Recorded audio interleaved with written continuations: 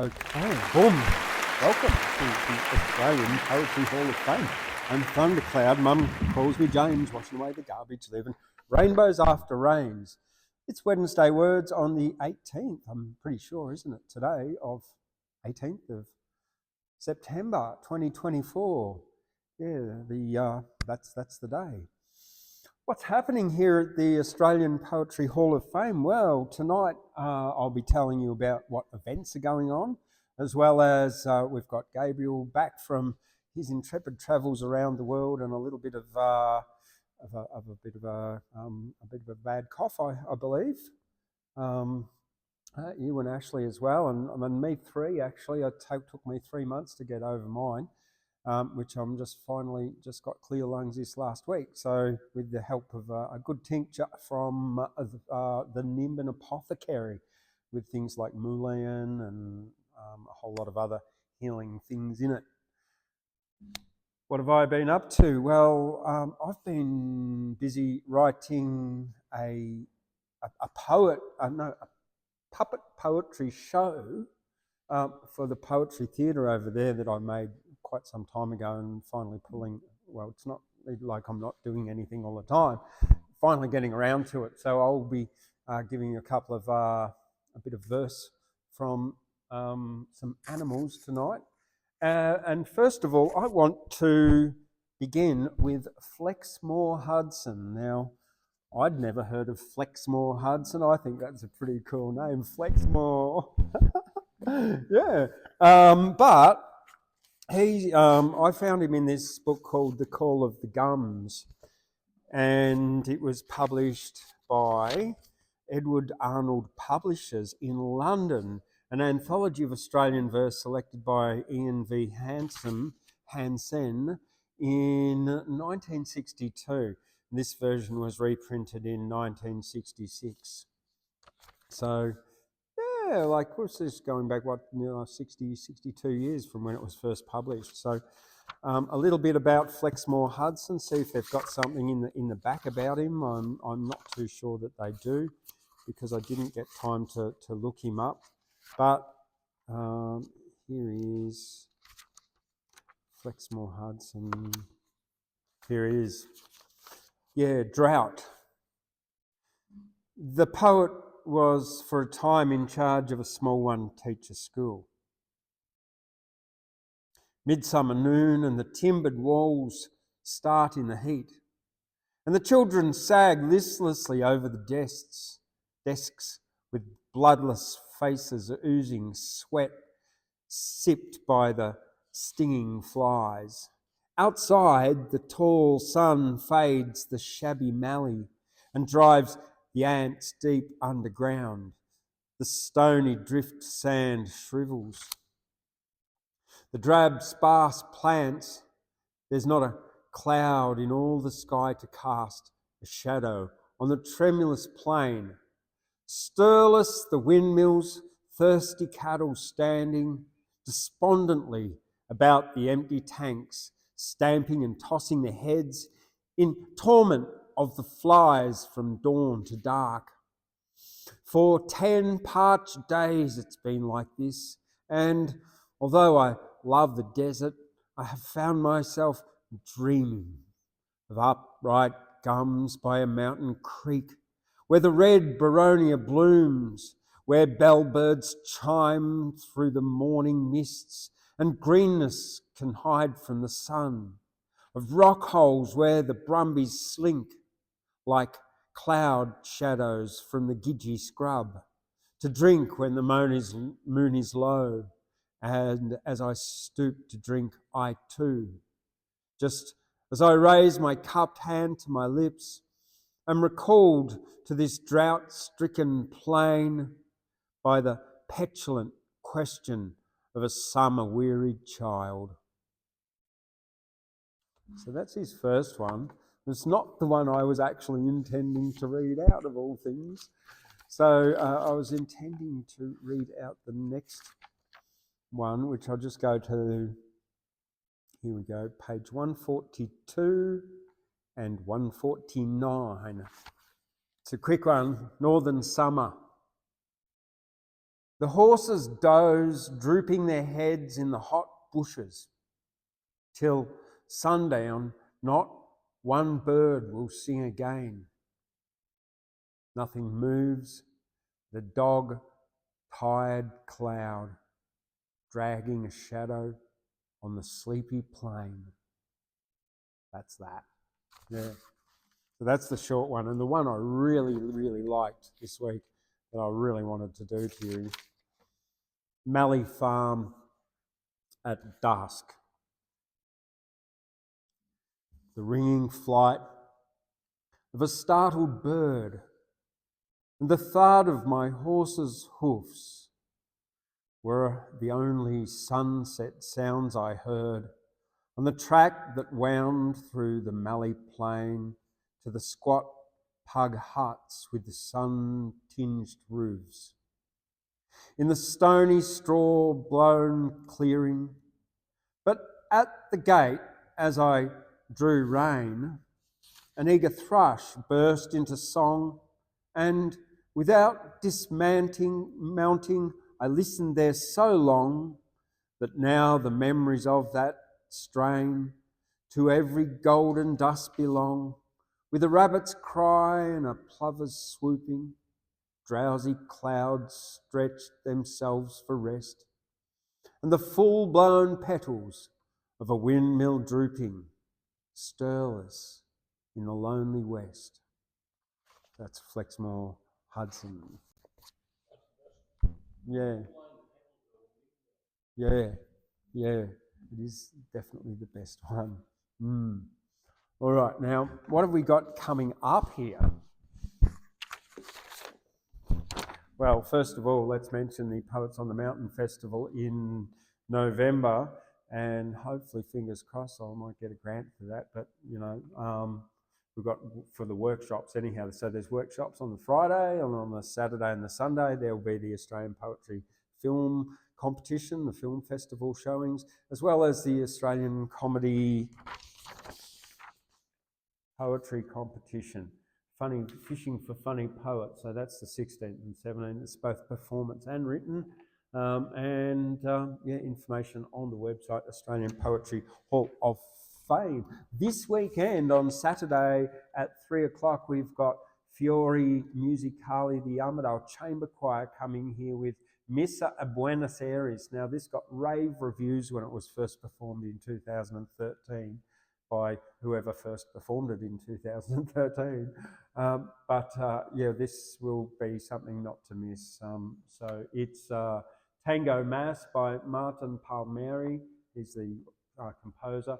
And the soloist, Leanne Rubal, and the conductor, Stuart Pavel, with the Fiori players will be the band or the group in the middle doing the music. So that's what's coming up here. Don't forget, every Saturday morning there's the Australian Poetry Hall of Fame Gyra Market in this place as well.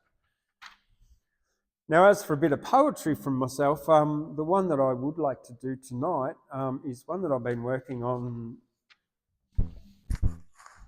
for my puppet show over there, which, so I can, hopefully deliver this. So I was wanting to write poetry that had a sort of a message of positivity and personal development, resilience and leadership, that kind of stuff. So, I've got duck, tiger, koala, elephant, and thing, who's the narrator. So, Act 1. Koala wakes up to find that her favourite eucalyptus tree is missing. Confused and upset, she calls out to her friends for help. Tiger, elephant, and duckling will all arrive, ready to offer their idea. Scene. The setting, a bright sunny forest. Koala's looking around frantically for her tree. Blue thing, the narrator begins. In the heart of the forest, a problem's begun, but with teamwork and thought, the solution is won. For when troubles seem big and hopes seem so small, it's the power of patience that helps most of all. In the shade of the trees under skies so blue, Koala wakes up with a great big woohoo! Her tree is gone, without a sound or a fall. How could her favourite tree vanish at all? Koala, distressed. Oh dear, my tree is gone. Without it, I feel so lost, so alone. Where could it be? I need to find a tree I rest on. That tree is mine. Tiger enters confidently, flexing.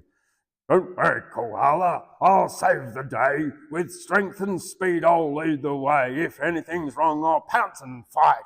I'll fix your problem with all my might. But my tree is missing. It's nowhere in sight. It's not a fight. It's vanished outright. Tiger scratches his head. Confused, Elephant enters, thoughtful.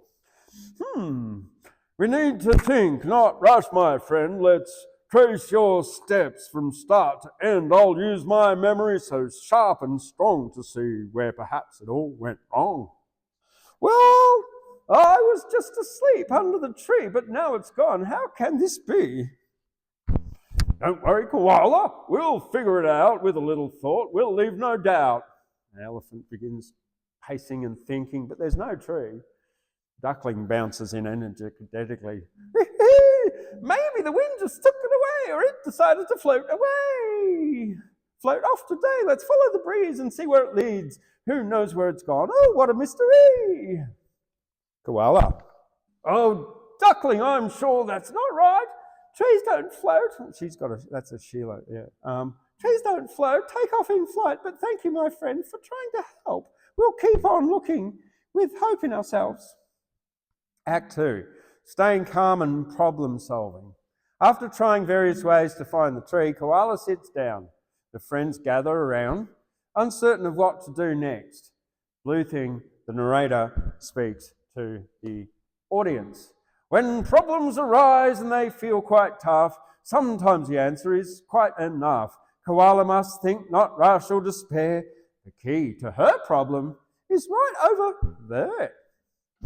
Koala looks closely at a large boulder nearby. Wait a minute. What's this I see? The boulder is hiding something from me. Behind it, could it be? Oh, take a peek. Oh, it's my tree. It's been hidden all week. The others gasp in excitement. Tiger, grinning. Koala, you found it. You saved the day. With a clear mind and no rush to play, sometimes the answer is right by your side, but first we must open our eyes up wide. Elephant. Strength and memory are tools, it's true, but thinking things through is just as good too. Duckling. I knew we'd solve it. I just knew we could. With teamwork and patience, we're always so good. And then the celebration. Koala hugs her tree and the friends all gather around, proud of their teamwork, perseverance, and the play ends with a lesson from Blue Thing, the narrator. Koala smiling. Thank you, my friends. Thank you, my friends, for helping me. The problems aren't solved by strength or speed, but with patience, care, and thinking things through. There's nothing we can't do. Me and you. Tiger, elephant, duckling, and together, all together, yeah, that's right. We learned today in the forest bright that I come and thought things turn out right. Now off they go, with a skip and a leap back to their homes where the forest sleeps. And when a new challenge comes their way, they'll face it together day by day. In the heart of the forest, their problem is done with introspection and thought the solution was won.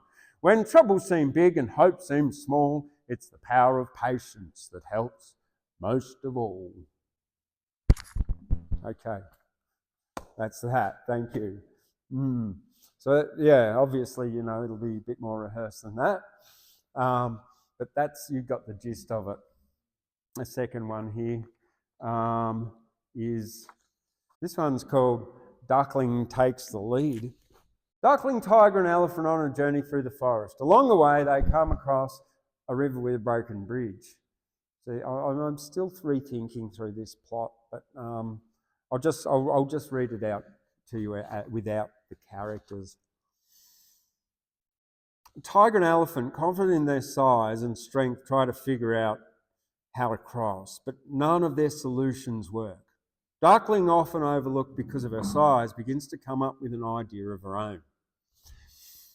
Setting scene, a forest clearing with a fast-flowing river.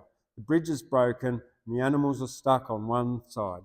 Blue thing, the narrator begins. So the forest clearing, the narrator begins. Though little in size and with a heart big and bold, it was Duckling who led through the river so cold.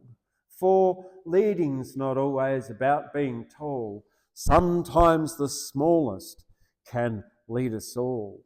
In the heart of the forest, four friends take a walk. They laugh, they sing, they chatter and talk, but soon they'll face a challenge so steep, a river to cross and a bridge that's asleep. Tiger. No bridge? No problem. I'll jump right across. I'm fast, I'm strong. This river's no loss. He runs towards the river, leaps, falls short, lands with a splash, returns to the shore, soaked and frustrated. Tiger grumbling. Well, maybe I'm strong, but this river's too wide. My legs aren't enough to get to the other side. Elephant, thoughtfully. Perhaps my strength will do the trick. I'll pull down a tree. Now that should stick. He tries to use his trunk to bend a nearby tree to make a bridge, but the tree won't budge, and he shakes his head. The tree's too tall, and I'm not strong enough. Crossing this river is proving quite tough. Koala, worried. If we can't get across, how will we go on? The path we must take is right there, beyond. Duckling looks at the river, quietly thinking. The friends are unsure of what to do. Duckling, though small, begins to observe the sticks and the leaves by the shore. Blue Thing narrates the moment where Duckling's idea forms. Narrator. When problems arise and solutions seem few, sometimes the answer's inside of you. It's not about size or the strength you possess. It's about finding a way when you're feeling your best. Duckling looks up excitedly, cheerfully. Wait, I've got it! Let's build a small raft with sticks, leaves and vines and we'll float right past. We don't need to jump or bend trees in half, and if we all work together, we can build a craft. The others looked at Duckling with a surprised Tiger. A raft, you say? Something so small can carry us all across without a fall? Elephant. It's worth a try. We've got nothing to lose. Let's gather the vine, the leaves and some twigs to use. Koala. Duckling, that's smart. Your plan's worth a shot. Let's get to work and give it all we got. So they start collecting materials, working together. Duckling directs them, showing them how to weave the sticks and vines to create a raft. Journey across. So once the raft is built, they gather by the river. They're all nervous. Duckling takes the lead, pushing the raft into the river. One by one, they climb aboard.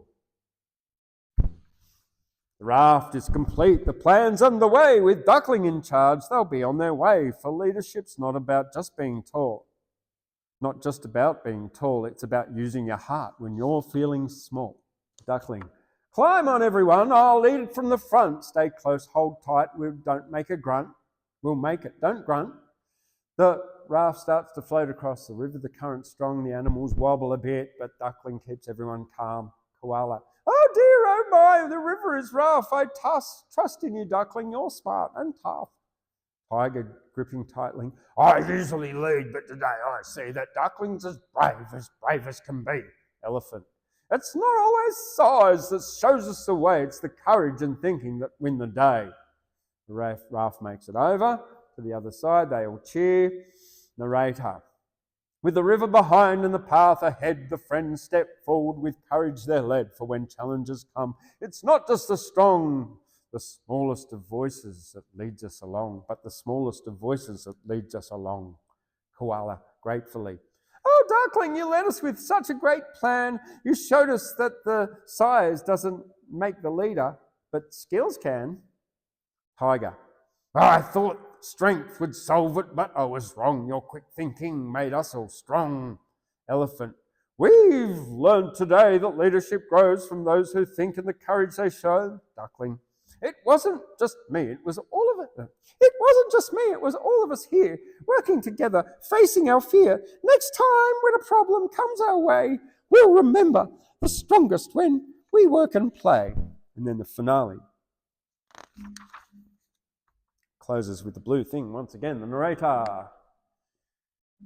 So off they go with a skip and cheer. They'll face what's ahead without any fear, for leading isn't always about being tall. Sometimes the smallest can lead us all.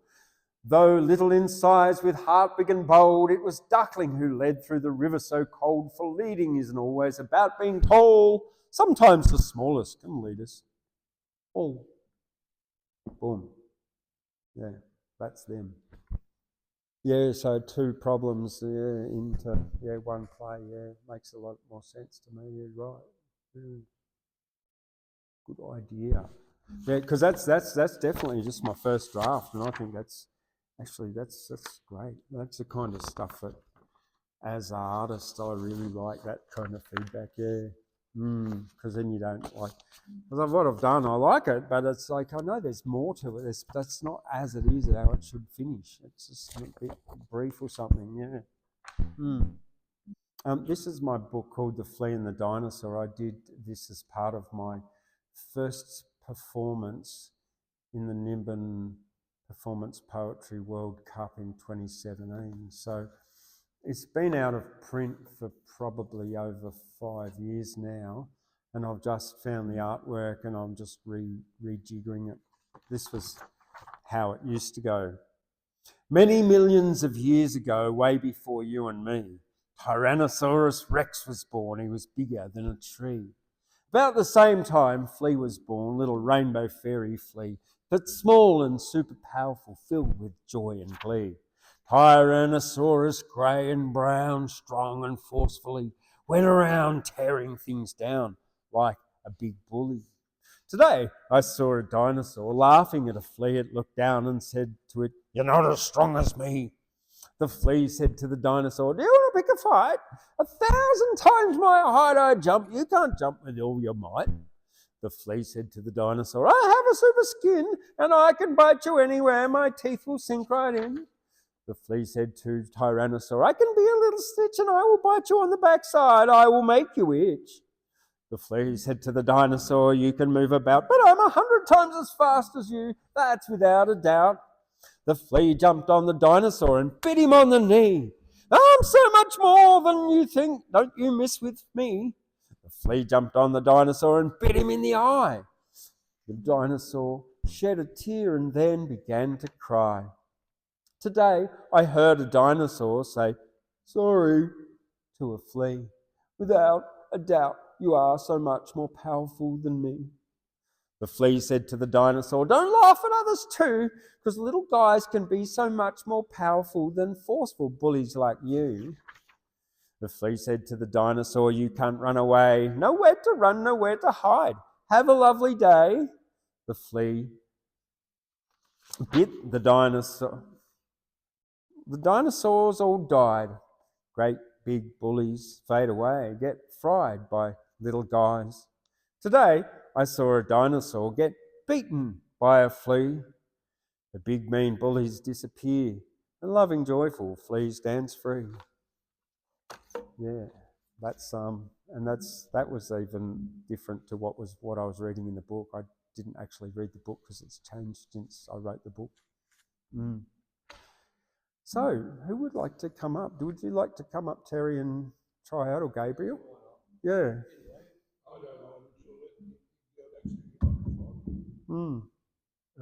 So this one's called Atomic Specs. I cut it down today, so it'll be the first run through with the shortened version. I don't always act real smart, but I do stuff every day. If I choose to share my heart, it's my choice, come what may. I've turned mistakes into an art. I'm still proud to sign my name. If my opinions ain't too sharp, I'll still have my say. So have your say and let your truth be heard. be it right or be it wrong, groovy or absurd. Don't become the missing note in universe's song. It must be you to play your part, or else it sounds all wrong. We are all parts, parts of all there is, atoms bumping atoms, creating cosmic fizz.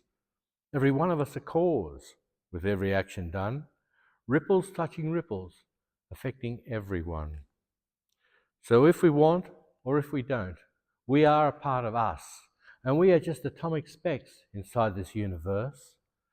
And if I move you, that's because we have to coexist. Atoms bumping atoms in a living cosmic mist. I may never know the ways that you've affected me, but I thank you because I'm happy and I'm lucky and I'm free. And something that you said or did must have rippled me. Our world is so connected, that's just probability. So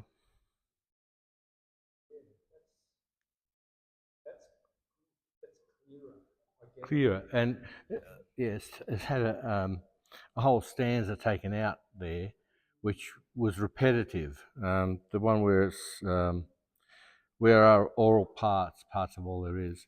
I said that first as I am a part of all there is, and then I repeated it, and I thought, well, that's just repetitive. There's no need for that. So I cut that whole stanza out and made it shorter, and I can say it slower. This is lorikeet. No, I did the shortest version, the original version, when I was sitting in the other room, but this has got the extended bit on it.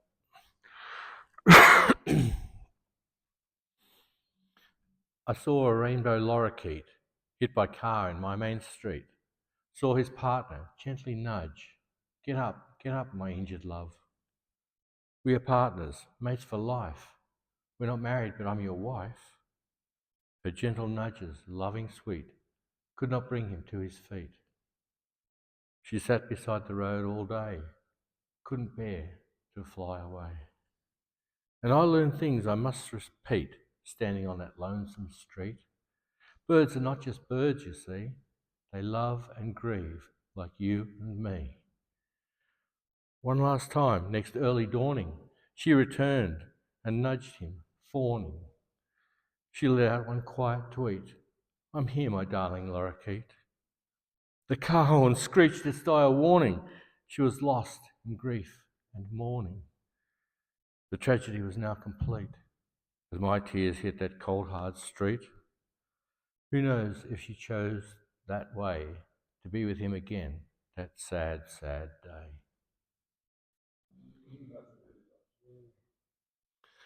I said that yesterday at the armchair theatre, and they went, oh, one guy said, oh, thanks very much for leaving us on the down. Anyway, I'm glad he said that because that's the intended emotion, I guess. This is dinner time, the cut down version.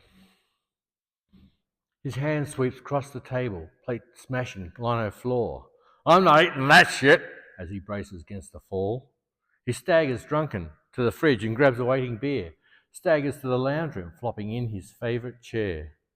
Mum is on her knees again, mopping chops and china chips. No one says a single word now, just in case the old boy flips.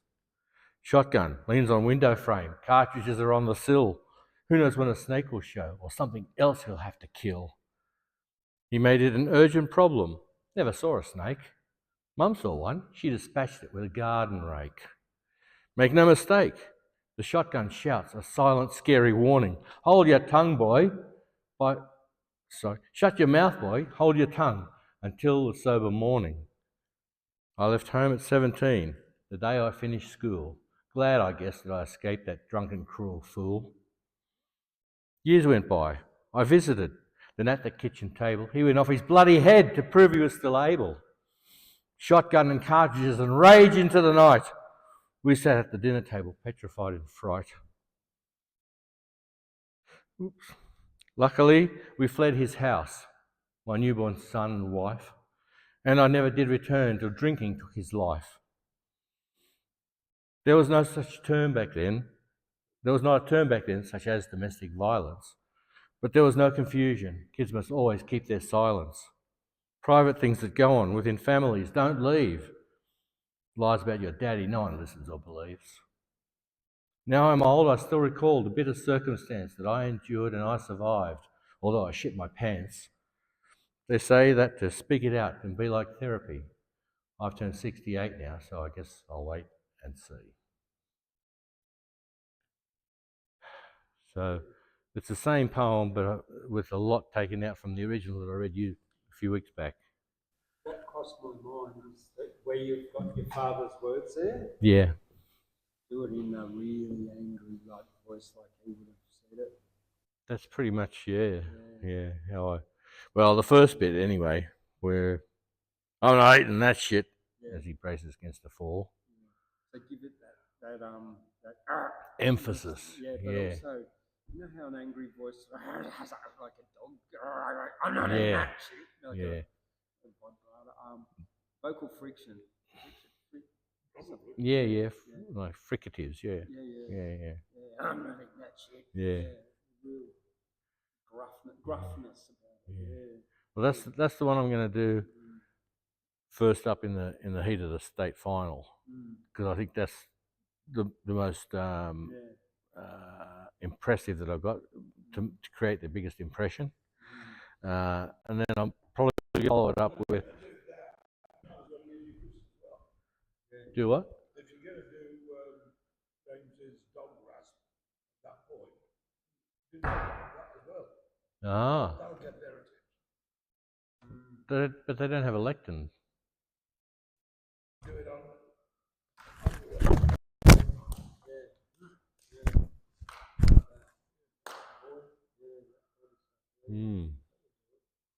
I'll have to work on that. Remember, you're competing against melodrama. Yeah. Okay, so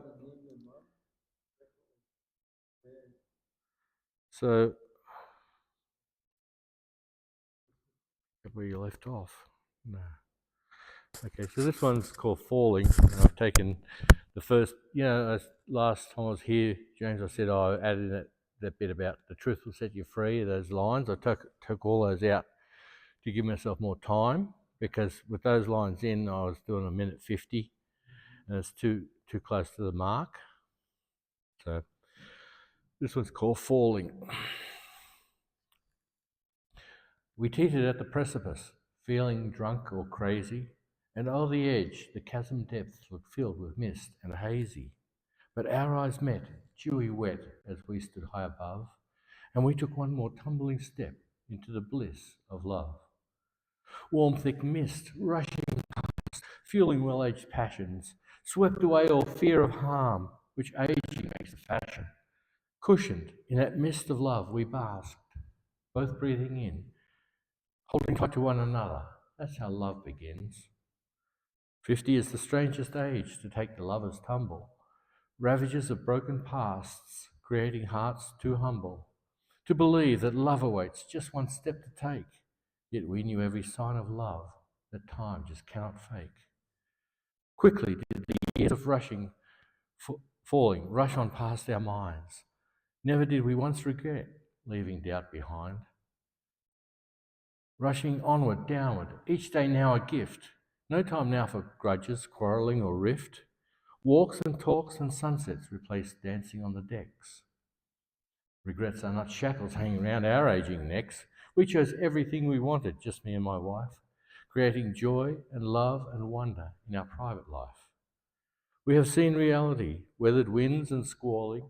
Now we're old enough to know eternity is calling. So we cling tightly once again as we continue falling, relishing the night we met and every fresh new morning. That's it. And now you can do us a big favour by just clicking on the thumbs up button and also subscribing, because by doing that, if you've really enjoyed this, it's going to recommend the algorithm will recommend this to other poetry lovers, and it will help get the Australian poetry out to the world. All right. Thanks a lot. This week, yesterday, would have been my grandfather's 115th birthday. He had a long name. Well, he had lots of names, actually 5 names. Walter, Thomas, Edwin, James, Warren.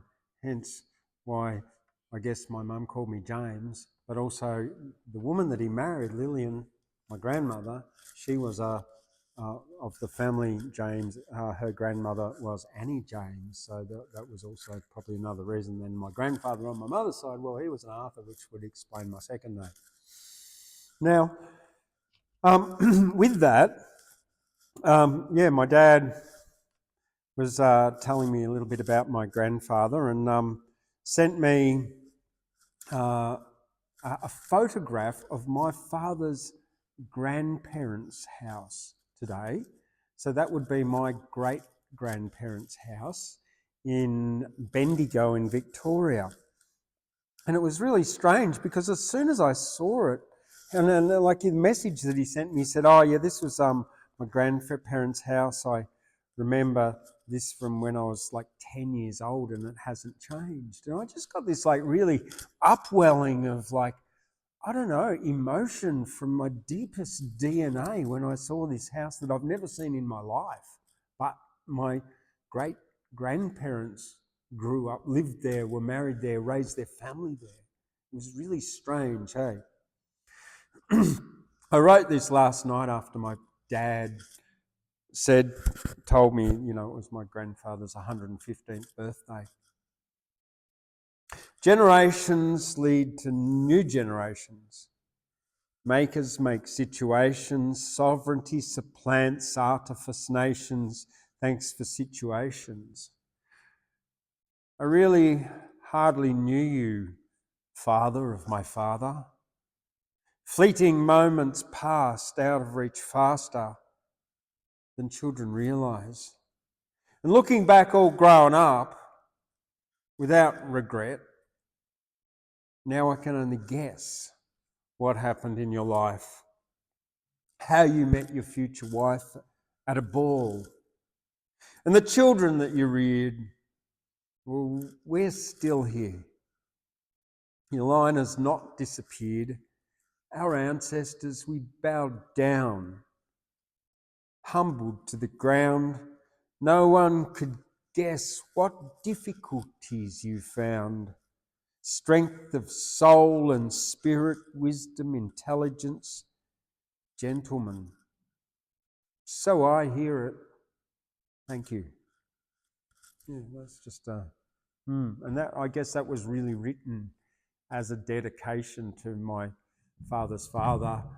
And because, although I knew him, I didn't really know him because he was such a quite introspective person that he didn't really say much at all, ever speak to us, or we never really spoke to him. We were, all the cousins playing with the cousins, and when we saw each other and sort of not having time for the old folk apart from like the ice cream and jelly. Now this is one I wrote, The Tale of the Dragon and the Butterfly, before I invite Gabriel up. It's not really, it's a bit like along the lines of Flea and the Dinosaur, but it's less rhymey, and it was more intended with the metaphor of, how all governments come in with good intentions, but then they sort of all get corrupted, and the golden escalator they get on and become quite corrupted by lobbying, etc. The Tale of the Dragon and the Butterfly. In a land under a dragon's reign, peace once flowed like a gentle stream. Wisdom and compassion graced its rule, yet time's embrace hardened scales with fear. Walls rose high, rivers were dammed, the land's vibrant heart grew dim. Eyes that once offered gentle watch now pierced through the lives of its people. From a hidden garden, a butterfly emerged, wings aglow with hope and freedom's hues. It danced unaware of the darkened skies of the fears that clouded the land below. Seeing shadows cast upon its joy, the butterfly fluttered towards the walls, its delicate wings brushing against the stone, defying the dragon's fiery wrath. The dragon's fire met with light, the butterfly's wings shimmered bright, its courage stirred the hearts of many, questioning the dragon's fearful might. And so the dragon withdrew in dread, its roar now a whisper in the night. The butterfly's flight, a spark of change, proved even the small could challenge the dark. I know it's a bit prosaic, but that's what it is. Yeah. All right. I would like to invite Gabriel up. Welcome back, Gabriel, from your jaunts through the steps. Well, not really the Urals, the Caucasus, the steppes. I'm not sure. One of the stands. Yeah, one of the stands. Butterfly is the is the people. Is like the mind of the people. I'll give you that first one.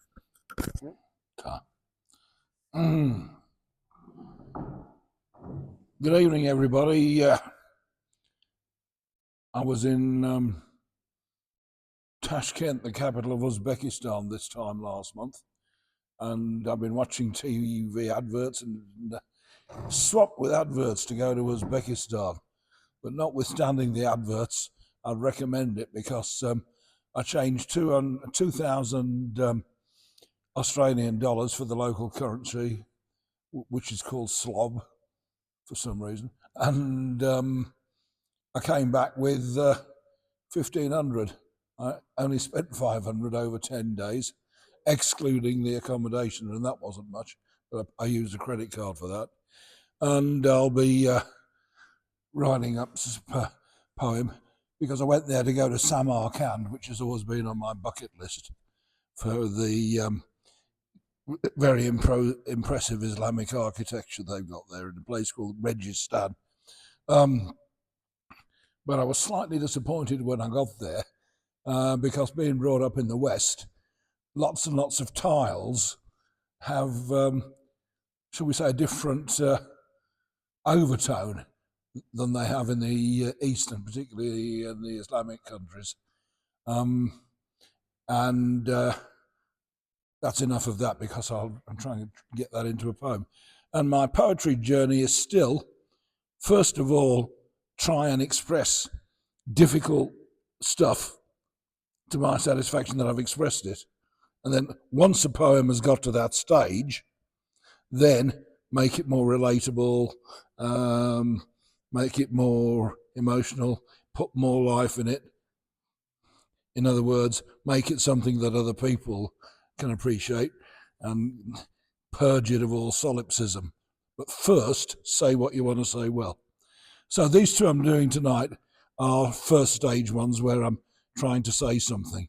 And I found that for me, what works well in terms of creation is to work on two at a time, one being light or comedic and the other being serious, spiritual and difficult. So first of all, here's the comedic one. You all probably book your hotels online these days when you use a hotel, and you use TripAdvisor or Booking.com or Trivago. And when I was last on the coast near Coffs, I went up to that place there beginning with W to do some whale watching, actually saw the tip of a whale.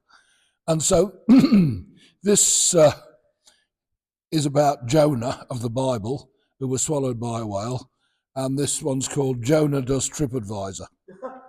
Okay. My impression of the whale as a hotel is no stars, no good things to tell. The food was very sticky, the room was way too small, the aircon didn't function, the bedroom had no wall. The check-in was too sudden, the check-out far too slow. I just cannot imagine why you might want to go. The sewage leaked half-digested fish. And when I voiced my deepest wish, it took 3 days for God's reply to get me out to the open sky. So I look back on Hotel Whale, I mark it nil on every scale.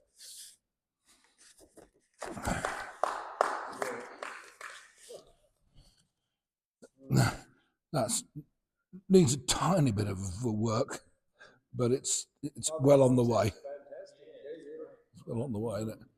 And now the other one, we were discussing in your poetry slams earlier, and the rising trend of people who get through to finals and even win, of poems that mix free verse and rhyming, and especially those that start off with free verse and end up with rhyming.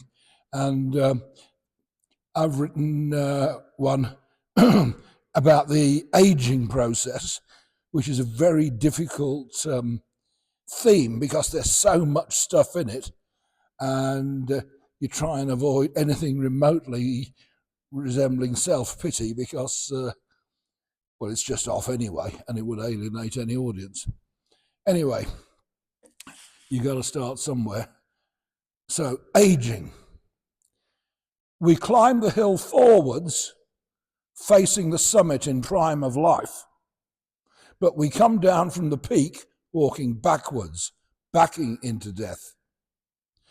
We look back in sadness at what we once had, with no desire to look downhill to death at the finishing line. We don't believe death returns us to a lovely paradise where our immortal soul meets all its mates again in a joyful reunion, where every light embraces us with boundless love, but we don't suffocate, where Jesus jokes with atheists and angels really radiate. But in this rotten, fucked up life, we don't remember that. I myself have no idea if it's all true or tat. If death is just oblivion, no joy, no pain, no you, suicide's the painkiller, not that far beyond blue. We're like coins in a game, where toys and coins slowly move towards the edge of the platform, dreading they will be the next to fall off down the long pipe to the payout tray.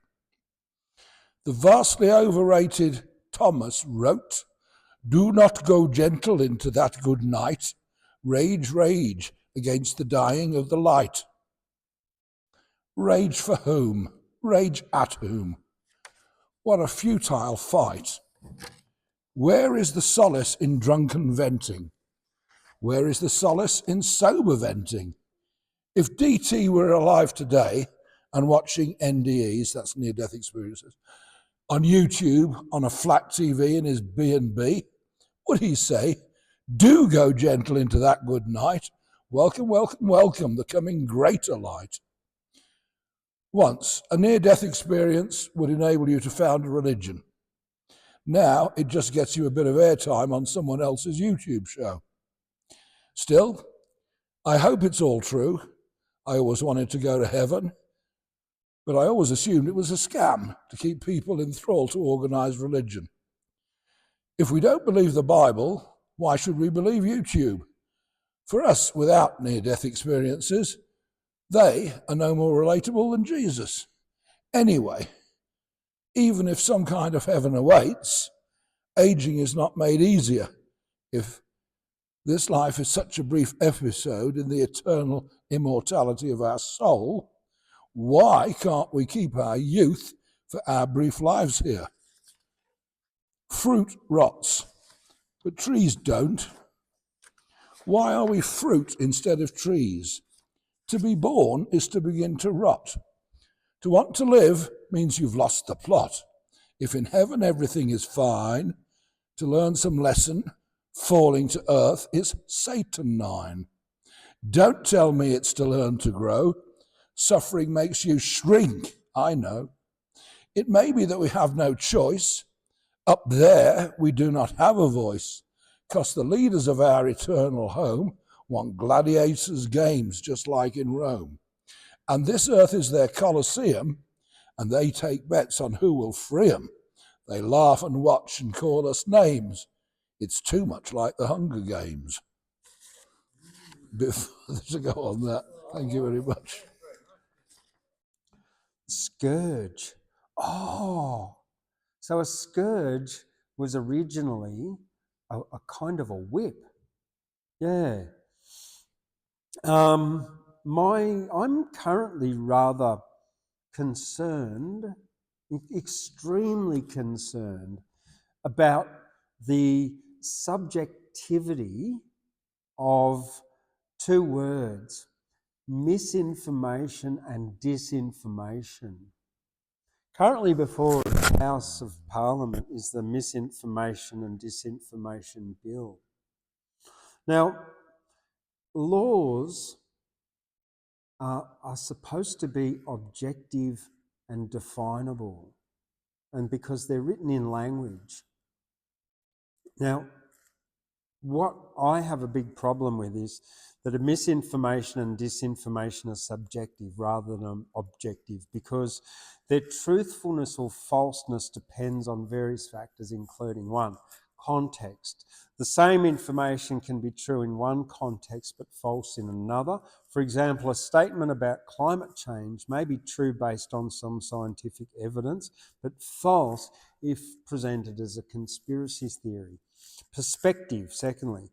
Different people may have different interpretations of the same information, leading to varying opinions about its accuracy. Then there's the intent. The intent of the person spreading the information can influence its perception. Misinformation can be unintentional, while disinformation is often deliberately spread to deceive. And then there's the source. The credibility of the source can affect the perceived accuracy of the information. So then you get sources that are discounted even though they're quite valid. Information from a reputable source is generally considered more reliable than information from an anonymous or untrustworthy source. So ultimately, determining whether information is misinformation or disinformation requires very careful evaluation and consideration of these factors. It's important to be critical of information you encounter and verify it from multiple sources before accepting it as fact. But this is where I have a problem. The scourge was once a whip to punish those who gave lip. But now we're on a different trip, bureaucrats and politicians rip. Millions from taxpayers on a whim they urge, cajole through fear, they are the scourge of productivity, wealth and growth while they fill their pockets and proudly boast, then leave on the golden escalator for lucre from their lobbyist mates. Yeah. On both the left and the right, they think they're right, so they fight, argue and insult into the night, growing darker, extinguishing light. Imprisonment, punishment and probation, house arrest and lock down the nation, suspended licences, permits, birth registration, subjective laws of disinformation and misinformation.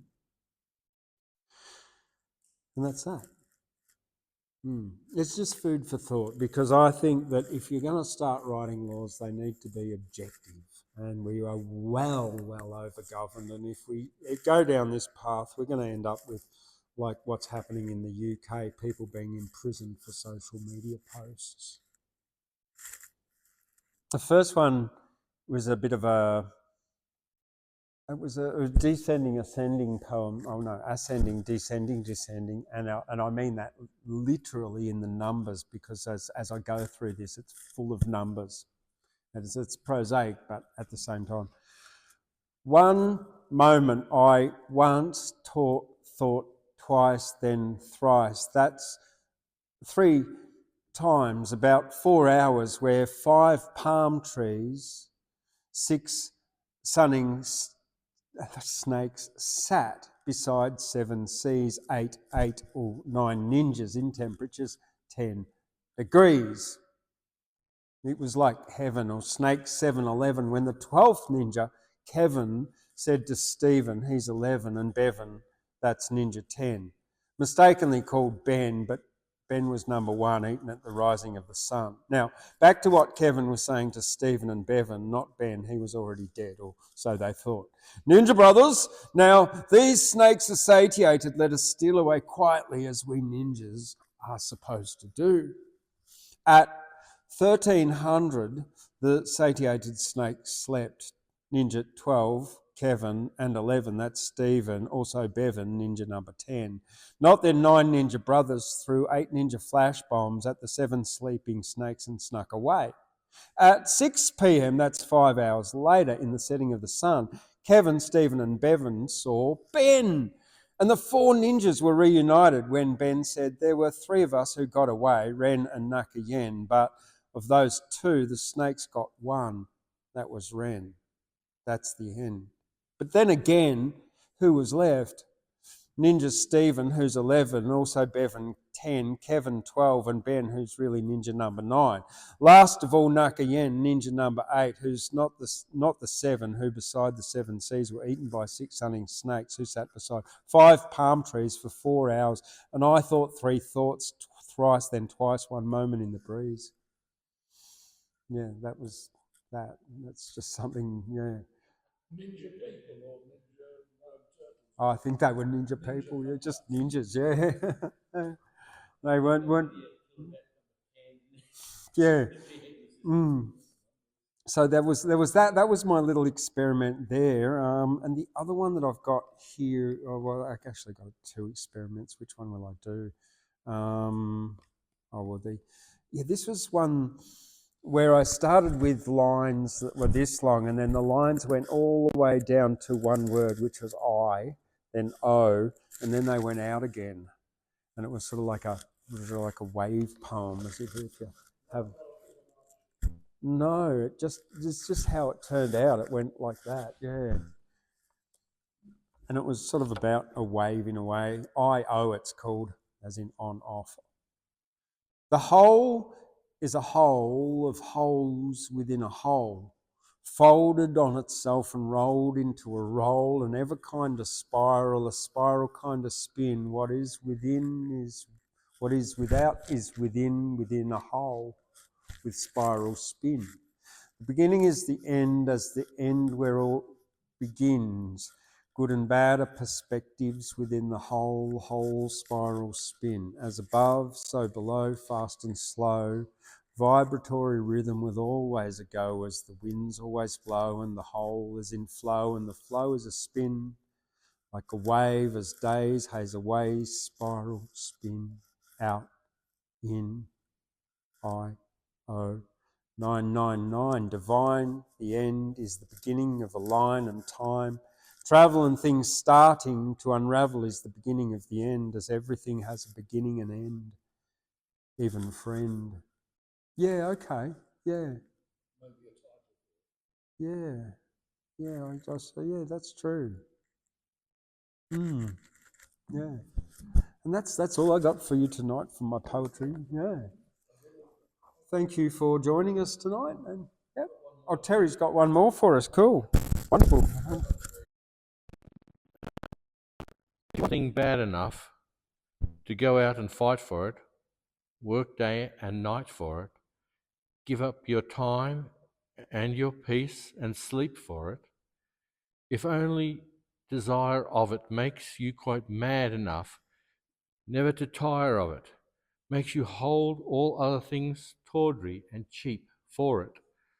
If life seems all empty and useless without it, and all that you scheme and you dream is about it, if gladly you'll sweat for it, fret for it, plan for it, lose all terror of God or man for it, if you'll simply go after that thing that you want, with all your capacity, strength and sagacity, faith, hope and confidence, stern pertinacity, if neither cold nor poverty, famished and gaunt, nor sickness, nor pain of body or brain can turn you away from the thing that you want.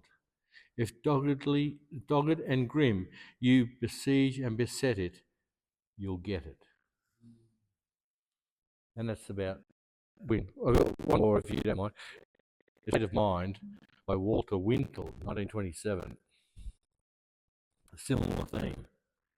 These are the two poems that made me want to do the slam, in fact. If you think you are beaten, you are. If you think you dare not, you don't. If you like to win but you think you can't, it's almost a cinch you won't. If you think you'll lose, you've lost. Oops. For out in this world we find success begins with a fellow's will. It's all in the state of mind. If you think you're outclassed, you are. You've got to think high to rise. You've got to be sure of yourself before you can ever win the prize. Life's battles don't go to the stronger or faster man, but sooner or later, the man who wins is the man who thinks he can. Those two points just blew me away when I heard them. Yeah, who was that again? That was Walter Wintle, 1927, A State of Mind by Walter Wintle, and the other one was Burton Braley. I don't know what year that was. Okay, cool. Thank you very much for joining us tonight. Thank you out there in poetry world, in YouTube world, and we'll see you next week for Wednesday Words. Have a great evening.